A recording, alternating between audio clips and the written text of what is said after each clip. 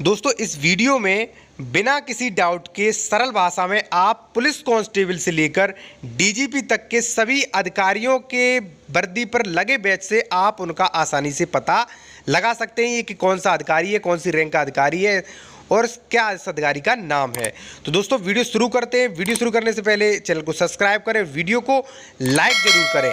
आते हैं अपने टॉपिक पर। सबसे पहले बात करेंगे DGP, director general of police. DGP जो होता है वो राज्य पुलिस का सबसे बड़ा अधिकारी होता है, जिसे कहते हैं डीजीपी। जैसा कि डिस्प्ले में आप देख सकते हैं, इसका प्रतीक चिन्ह होता है एक अशोक स्तंभ और तलवार का निशान और लिखा होता है आईपीएस। तो समझ जाइए आप कि वो डीजीपी है और प्रदेश का सबसे बड़ा अधिकारी है। अब बात करेंगे एसडीजीपी के बारे में। एसडीजीपी की फुल फॉर्म है special director general of police. SDGP जो होता है वो डीजीपी के समकक्ष ही होता है और इसका जो प्रतीक चिन्ह होता है, इसकी वर्दी पर जो बैच लगा होता है वो सेम टू सेम डीजीपी वाला बैच लगा होता है। एक अशोक स्तंभ होता है और तलवार का निशान और आईपीएस लिखा होता है।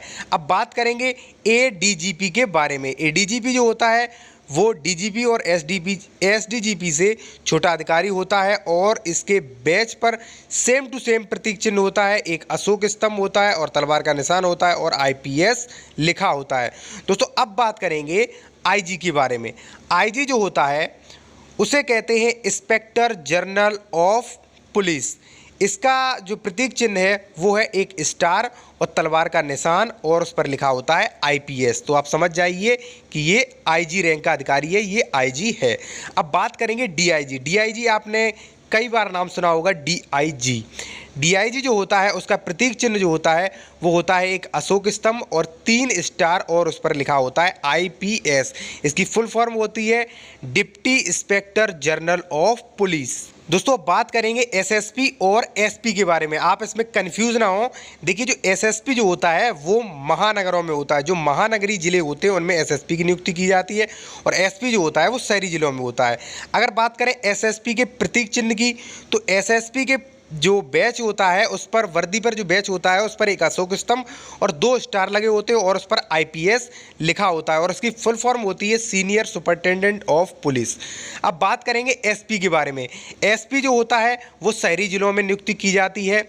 शहरी जिलों का सबसे बड़ा पुलिस अधिकारी एसपी होता है और इसके अगर बैचेस की बात करें, अगर इसकी जो प्रतीक चिन्ह होता है उस पर एक अशोक स्तंभ और एक स्टार लगा होता है और उस पर लिखा होता है आईपीएस। इसकी फुल फॉर्म होती है सुपरिटेंडेंट ऑफ पुलिस।